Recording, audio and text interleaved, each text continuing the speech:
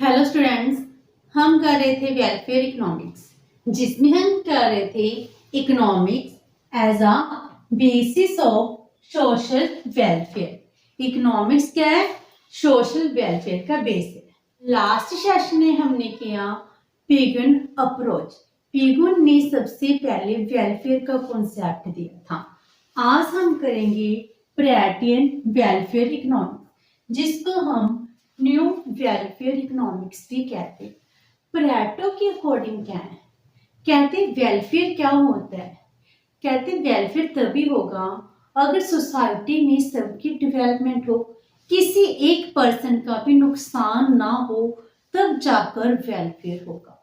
उसने कहा कि हम सोसाइटी में ऐसे ऑर्गेनाइजेशन करें, ऐसे रीऑर्गेनाइज करें, ऐसे डिस्ट्रीब्यूशन एक्सचेंज करें जिस वजह से किसी भी पर्सन को नुकसान ना पहुंचाया जाए, विदाउट एनीवन मेकिंग हार्म। किसी को नुकसान पहुंचाए बिना किसी को बेटर ऑफ करना, उसका अच्छा करना ही क्या है? सोशल वेलफेयर कहलाता है। मीन्स क्या है कि मान लो सोसाइटी में दो पर्सन है, ए एंड बी। अगर हम ए पर्सन का वेलफेयर चाहते हैं कि उसका वेलफेयर इंप्रूव हो, उसका स्टैंडर्ड ऑफ लिविंग हाई हो, तो हमें ये भी देखना होगा कि ए पर्सन है, उस पर्सन का कोई नुकसान ना हो। ए पर्सन को नुकसान पहुंचाए बिना अगर हम दूसरे पर्सन को बेटर ऑफ कर देते हैं, पहले से अच्छी पोजीशन पर ले आते हैं, तभी सोशल वेलफेयर होता है। तो उनके अकॉर्डिंग क्या है? एनी चेंज, इकोनॉमी में कोई भी चेंज करते हैं, कॉमोडिटी कंजम्पशन में करते हो, एक्सचेंज में करते हो, डिस्ट्रीब्यूशन में करते हो, कोई भी चेंज करो विच हार्म्स नो वन, जो किसी को नुकसान नहीं पहुंचा रहा, and which make some people better off, और जो लोगों को बेटर ऑफ कर रहे हैं, अच्छी पोजीशन पर लेकर जा रहे हैं, लेकिन किसी को नुकसान पहुंचाए बिना। No one is harm but some people are better off. तो कोई पर्सन नुकसान नहीं है और कुछ लोगों का वेलफेयर इंक्रीज हो रहा है, तभी हम मानेंगे must be consider to be an improvement, कि हम तभी मानेंगे कि सोशल वेलफेयर में कुछ इंप्रूवमेंट हुई है अगर किसी का भी हम नुकसान नहीं पहुंचा रहे, तो इसको हम कहेंगे बेटर ऑफ पोजीशन। तो प्रेटो ऑप्टिमैलिटी में क्या कहा गया है? प्रेटो ने यही कहा है कि अगर हम चाहते हैं कि ओवरऑल डेवलपमेंट हो, इकोनॉमी सब लोगों का वेलफेयर हो, तो इसके लिए हमें किसी को भी नुकसान नहीं पहुंचाना चाहिए। जो प्रेटो की कंडीशंस हैं वो ऑर्डिनल बेस्ड हैं। जैसे हमने पहले किया था कार्डिनल कॉन्सेप्ट। पिगन कॉन्सेप्ट कौन सा था? कार्डिनल नंबर्स पर था, लेकिन ये कौन सा है? Ordinal number. ऑर्डिनल के लिए हमने इंडिफरेंस कर्व किया था, इंडिफरेंस कर्व एनालिसिस, जो किसके ऊपर बेस्ड है? ऑर्डिनल पर। जब हमने कंज्यूमर इक्विलिब्रियम माइक्रो इकोनॉमिक्स की थी, उसमें इंडिविजुअल के वेलफेयर के लिए ऑर्डिनल कॉन्सेप्ट इंडिफरेंस कर्व किया था। इंडिफरेंस कर्व होता क्या है? इंडिफरेंस कर्व का मीनिंग क्या है? मान लो जी एक ऐसी कर्व है जिस पर मिलने वाली सेटिस्फैक्शन क्या है? सेम रहेगी। मान लो टू कॉमोडिटीज है, कॉमोडिटी एक्स और इधर है कॉमोडिटी वाई। अगर हम इंडिफरेंस कर्व पर हैं, इसका चाहे ए पॉइंट बी सी डी, जहां पर कोई भी कॉमोडिटी का कॉम्बिनेशन लेते हो तो आपको क्या मिलती है? Same level of satisfaction. अगर आपने ऑर्डिनल कॉन्सेप्ट नहीं किया, चाहे इंडिफरेंस कर्व एनालिसिस नहीं किया, तो मैं इस वीडियो के डिस्क्रिप्शन बॉक्स में इंडिफरेंस कर्व की मीनिंग का लिंक डाल दूंगी, जिससे आपको पता चल सकेगा कि इंडिफरेंस कर्व क्या होता है और आप प्रेटो ऑप्टिमैलिटी को क्लियरली समझ पाओगे कि इसका डायग्राम कैसे बनेगा, कि कैसे किसी पर्सन को बेटर ऑफ किया जा सकता है without making any one worse off. किसी को नुकसान पहुंचाए बिना हम किसी को बेटर ऑफ कैसे करेंगे? तो प्रेटो ऑप्टिमैलिटी में हम यही देखते हैं, ऑर्डिनल कॉन्सेप्ट है which is based on the indifference curve analysis. Pareto ने क्या किया है, अपने एक्सप्लेनेशन को एक एड्सवर्थ डायग्राम के थ्रू एक्सप्लेन किया। जो बॉक्स बना हुआ है इसको हम क्या कहते हैं, एड्सवर्थ बॉक्स डायग्राम, जिसके थ्रू उसने एक्सप्लेन किया है कि हम किसी पर्सन को कैसे बेटर ऑफ कर सकते हैं विदाउट मेकिंग वर्स ऑफ। तो इसको हम डायग्राम के थ्रू समझते हैं प्रेटो कैसे वेलफेयर की बात करे। ओ एक्स एक्सिस पर ले रहे हैं कॉमोडिटी एक्स, इधर ले रहे हैं हम कॉमोडिटी वाई। जी है ओ ए का पोजीशन और इधर ले रहे हैं हम बी पर्सन का पोजीशन। मींस जे होगी दो person A and person B, इधर होगी कॉमोडिटी एक्स और इधर होगी कॉमोडिटी वाई। मान लो जे एक डिस्ट्रीब्यूशन की गई है इकोनॉमी में, ठीक है, distribution of commodity x at commodity y. मान लो दिस इज पॉइंट के। तो हम ए के लिए सोचिए इनिशियल डिस्ट्रीब्यूशन क्या है। इनिशियल डिस्ट्रीब्यूशन क्या है, स्टार्टिंग में जो पर्सन ए है, ए पर्सन कॉमोडिटी एक्स कितनी कंज्यूम कर रहा है, ओ ए जी, ठीक है, प्लस कॉमोडिटी वाई कितनी कंज्यूम कर रहा है, O A D, and person B वो कितनी क्वांटिटी कंज्यूम कर रहा है, ओ बी जे वाली क्वांटिटी, जे कितनी, ओ बी एफ किसकी होगी, कॉमोडिटी एक्स की, O B F commodity x की, और कॉमोडिटी वाई की कितनी क्वांटिटी कंज्यूम कर रहा है, ओ बी ई। जी है इनिशियल डिस्ट्रीब्यूशन एट पॉइंट के। अगर हम इतनी क्वांटिटी कंज्यूम कर रहे हैं, जी इनिशियल डिस्ट्रीब्यूशन होगी, इनको कैसे बेटर ऑफ किया जा सकता है, person A and person B, इन दोनों को बेटर ऑफ करने के लिए हम क्या कर सकते हैं।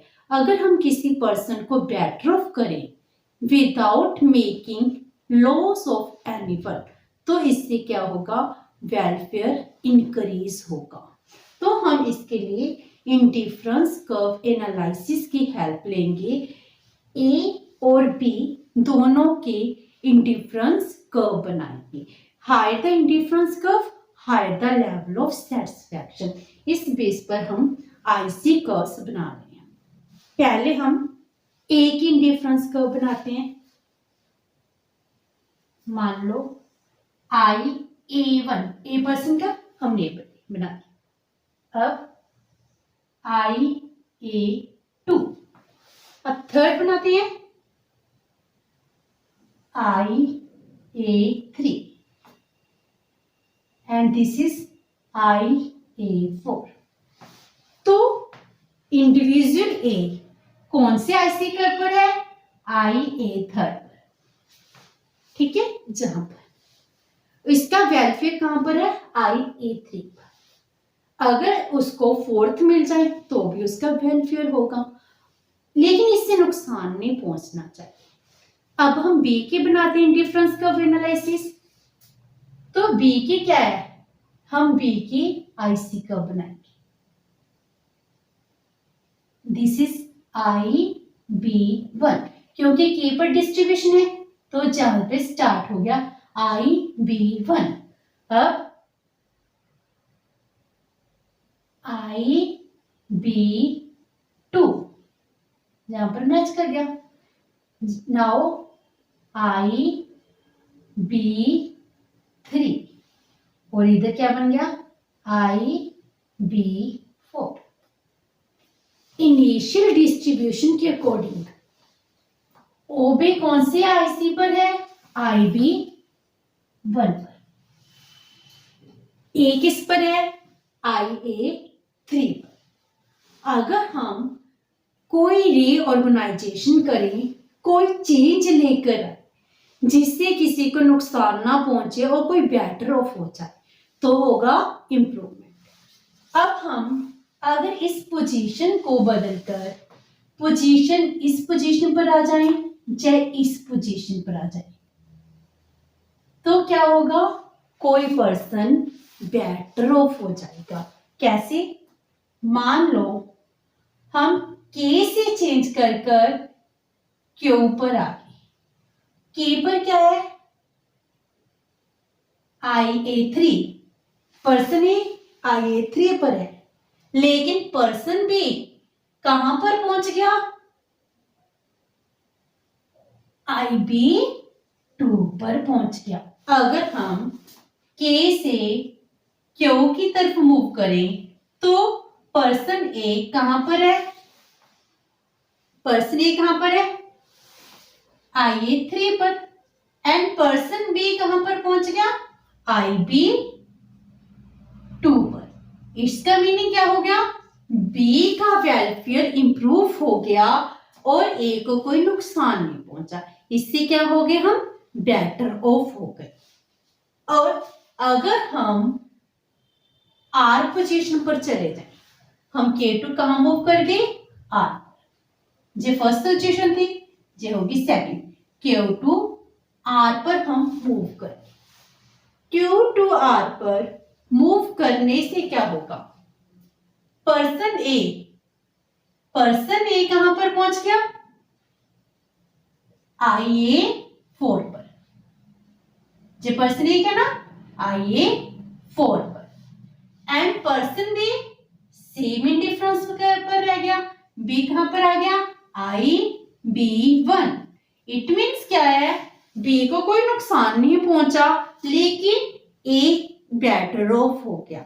इसीलिए अगर हम क्यू एंड आर इनमें से किसी पोजीशन पर पहुंचते हैं, कोई चेंज करते हैं डिस्ट्रीब्यूशन में, तो हम किसी को नुकसान पहुंचाए बिना किसी और पर्सन को बेटर ऑफ कर पाते हैं, तो इसको कहेंगे हम सोशल वेलफेयर इंप्रूव हो रहा है। तो इसीलिए वो क्या कह रहे हैं कि अगर हम चाहते हैं इकोनॉमी में वेलफेयर हो, कोई पर्सन बेटर ऑफ हो, लेकिन किसी और पर्सन को नुकसान नहीं पहुंचाया जाना चाहिए। तो इसके बीच में जो भी एरिया है, हम क्यू और आर पोजीशन पर जाएंगे तो हम क्या हो जाएंगे? बेटर ऑफ हो जाएंगे। तो ये होगी इसकी प्लेटो की ऑप्टिमैलिटी क्राइटेरिया, जिसमें उसने ऑप्टिमम सिचुएशन को बताया है कि आपके लिए बेस्ट क्या है। आप क्यू या आर इन दोनों में से किसी एक की तरफ मूव कर जाइए। के में दोनों का नुकसान हो रहा है, के से क्यू या आर पर जा रहे हो, कोई और पर्सन का वेलफेयर इंक्रीज हो सकता है, इसीलिए ये इम्प्रूवमेंट जरूरी है। तो जो ये पॉइंट है O P Q R, अगर हम इन पॉइंट्स को मिला दें तो हमारे पास क्या आती है? CC contract curve. Contract curve क्या बताती है कि कॉन्ट्रैक्ट कर्व पर जितने भी पॉइंट हैं A एंड B इंटरसेक्ट कर रहे हैं। अगर हम इस पोजीशन पर जाएंगे तो किसी ना किसी पर्सन का वेलफेयर इंप्रूव होगा। इसीलिए कॉन्ट्रैक्ट कर्व पर Q एंड R दो पॉइंट हैं। अगर हम इस एरिया में इन दोनों पॉइंट में से एक भी पॉइंट की तरफ मूव करते हैं तो सोशल वेलफेयर क्या होता है? इंक्रीज होता है। ये था प्लेटो का वेलफेयर क्राइटेरिया, जिसमें उसने सोशल वेलफेयर को इम्प्रूवमेंट करने की बात की है। जो प्लेटो ने कहा सोसाइटी का वेलफेयर होगा, इसको उसने 7 कंडीशंस भी बताई हैं कि 7 कौन कौन सी कंडीशन है जिसमें हम रीऑर्गेनाइजेशन कर सकते हैं, रीचेंज कर सकते हैं, जिससे सोशल वेलफेयर इंक्रीज होगा। अब हम करते हैं इसकी 7 conditions. Now conditions of Pareto optimality. Pareto ने 7 कंडीशंस दिए हैं जिससे हम कह सकते हैं कि अगर जिस कंडीशंस फुलफिल होंगी तभी जाकर इकोनॉमी में सोशल वेलफेयर इंक्रीज होगा। फर्स्ट क्या है? Optimum allocation of product among the consumers. जो कंज्यूमर्स हैं उनमें जो प्रोडक्ट है, जो कमोडिटीज हैं, वो प्रॉपर एलोकेट होनी चाहिए। जितनी भी कंज्यूमर्स हैं, सबको इक्वल डिस्ट्रीब्यूशन ऑफ कमोडिटीज होनी चाहिए। ऐसा नहीं होना चाहिए कि एक पर्सन के पास बहुत सारी कमोडिटीज हैं और दूसरी पर्सन के पास कम कमोडिटीज हो। तो अमंग द कंज्यूमर प्रोडक्ट क्या है, जो हमारी गुड्स हैं, वो प्रॉपरली एलोकेटेड होनी चाहिए। Number 2, optimum allocation of factors. Factors का मीनिंग क्या है? जब हम इंडस्ट्री में, बिजनेस में प्रोडक्ट प्रोड्यूस करते हैं, प्रोडक्शन के टाइम हम लेबर एंड कैपिटल इन दोनों को यूज कर रहे हैं। लेबर एंड कैपिटल की ऑप्टिमम यूनिट्स लगानी चाहिए और हमें इतनी यूनिट लगानी चाहिए ताकि अगर हम कोई और चेंज लेकर आए तो कैपिटल और लेबर से हमारा प्रोडक्शन रिड्यूस हो। लेबर और कैपिटल का मार्जिनल रेट ऑफ सब्स्टिट्यूशन क्या होना चाहिए? इक्वल होना चाहिए। अगर इनका marginal rate of substitution equal होगा तो ग्रोथ होगी, डेवलपमेंट होगी। मार्जिनल रेट ऑफ सब्स्टिट्यूशन का मीनिंग क्या है? इट मीन्स क्या है कि हम लेबर की जगह कैपिटल को लगा सकते हैं और कैपिटल की जगह लेबर को यूज कर सकते हैं। अगर मैं अपना बिजनेस कर रही हूँ, मैंने उसमें मशीन रख रखी है तो कैपिटल होगी 1 और उसको प्रोड्यूस करने के लिए, उसको रन करने के लिए मेरे पास 5 लेबर हैं। अगर मैं सब्स्टिट्यूट कर दूं, 1 की जगह 2 लेबर ले आऊं और लेबर को कम कर दूं, मशीन्स हो गया मेरी 2 और लेबर हो गई 3, तो क्या हो गया? मैंने लेबर की जगह कैपिटल को सब्स्टिट्यूट कर दिया। अगर आप अपने बिजनेस में सब्स्टिट्यूशन करना चाहते हो लेबर और कैपिटल को, तो आपको ऐसे सब्स्टिट्यूट करना है कि इससे और प्रोडक्शन रिड्यूस ना हो। लेबर और कैपिटल का ऑप्टिमम लेवल ऑफ प्रोडक्शन होना चाहिए, ऑप्टिमम कॉम्बिनेशन लगाना चाहिए जिससे प्रोडक्शन क्या होगी? इंक्रीज होगी। Number 3, the optimum direction of production. Direction of production भी ऑप्टिमम होनी चाहिए, जिसको हम कहते हैं प्रोडक्ट मिक्स। कंज्यूमर के बिहाफ पर भी, लेबर के बिहाफ पर भी। प्रोडक्ट मिक्स, इसका मीनिंग क्या है? प्रोडक्ट मिक्स मीन क्या है कि जो भी गुड्स प्रोड्यूस की जाए, that are produce according the preference of consumer. Goods are produced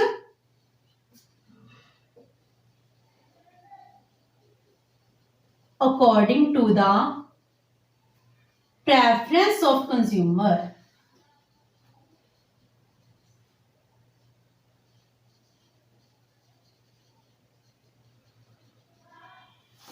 तो प्रोडक्ट मिक्स हो गया, जो भी प्रोडक्शन होगी किसके अकॉर्डिंग हो रही है? जो भी कंज्यूमर डिमांड कर रहे हैं उसके according. Number 4, optimum degree of specialization. जो डिग्री है ना स्पेशलाइजेशन की, लेबर की, कैपिटल की, वो ऑप्टिमम होनी चाहिए। इट मीन्स क्या है? मान लो बिजनेस में, इंडस्ट्रीज में 2 फॉर्म है, form A and form B.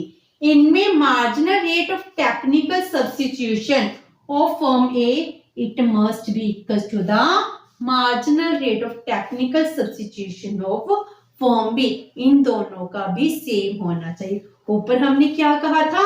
marginal rate of labor is equals to the marginal rate of technical substitution of capital। दोनों का सेम होगा, लेकिन अब हम कह रहे हैं कि फर्म ए और फर्म बी का भी सेम होगा। अगर इसमें से कुछ ट्रांसफर करना पड़े तो कर दो, जिससे क्या होगी? प्रोडक्शन इंक्रीज होगी। Number 7, optimum factor product relationship. Factor और प्रोडक्ट में भी ऑप्टिमम रिलेशनशिप होना चाहिए। जो लैंड एंड लेबर है, लैंड, लेबर, कैपिटल है, ये क्या होगी? हमारे फैक्टर्स।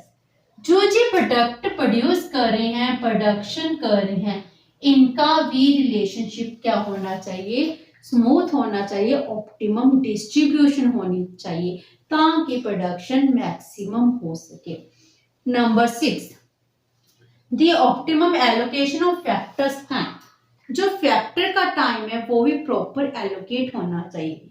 अगर एक फैक्टर दिन में 12 घंटे, 14 घंटे, 16 घंटे काम करेगा तो वो थक जाएगा, उसकी एफिशिएंसी रिड्यूस हो जाएगी। तो एक लेबर की एफिशिएंसी कैसे इंक्रीज हो सकती है? अगर वो अपनी लेजर और वर्क टाइम को अच्छे से क्या कर ले, डिवाइड कर ले, प्रॉपर एलोकेट कर ले। जैसे आपने भी डिसाइड करना है आपको कितने घंटे काम करना है और कितने घंटे पढ़ना है, प्रॉपर एलोकेशन होनी चाहिए, तब जाकर वेलफेयर इंक्रीज होगा। And number 7, intertemporal allocation of asset. इसका मीनिंग क्या है? हमारे पास बहुत सारे पैसे हैं, अगर हम अपने पैसे को एक ही जगह कैश रखेंगे? नहीं, हम क्या करते हैं, अपने पैसे को डिफरेंट डिफरेंट कैटेगरीज में डिवाइड कर देते हैं।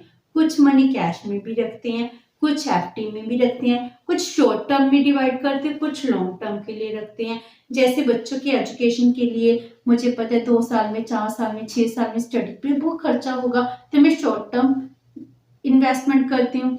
अगर मुझे पता है कल उसकी बिजनेस के लिए पैसा चाहिए, मुझे 15 साल बाद चाहिए, 20 साल बाद चाहिए, तो उसके लिए मेरी लॉन्ग टर्म की इन्वेस्टमेंट होगी। तो हर एक पर्सन के डिफरेंट डिफरेंट ऑब्जेक्टिव होंगे, तो हर पर्सन को अपने एसेट को, अपनी मनी को डिफरेंट डिफरेंट पार्ट्स में डिवाइड करना होगा। उसको कैश भी रखनी है और उसको डिपॉजिट करके इन्वेस्ट भी करना है ताकि उसको प्रॉफिट हो सके।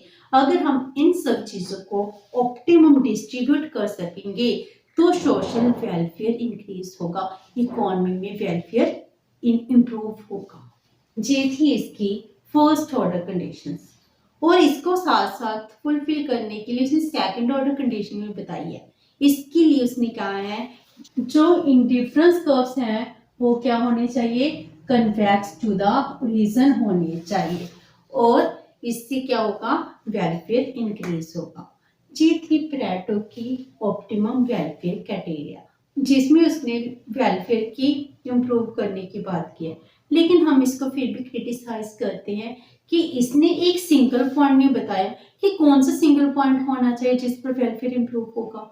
ना ही इनकम डिस्ट्रीब्यूशन की बात की है, ना ही ये वैल्यू जजमेंट से फ्री है, तो इसी बात पर हम इसको क्रिटिसाइज करते हैं। इसके बाद हमारे पास नेक्स्ट आता है compensation principle of social welfare, जो हम करेंगे अपने नेक्स्ट सेशन में। होप सो कि आपको परेटो वेलफेयर क्राइटेरिया समझ आ गया होगा। अगर आपकी कोई क्वेरी है तो please post it in the comment box. अगर वीडियो अच्छी लगी तो please like and share with your friends. Thank you so much and have a nice day.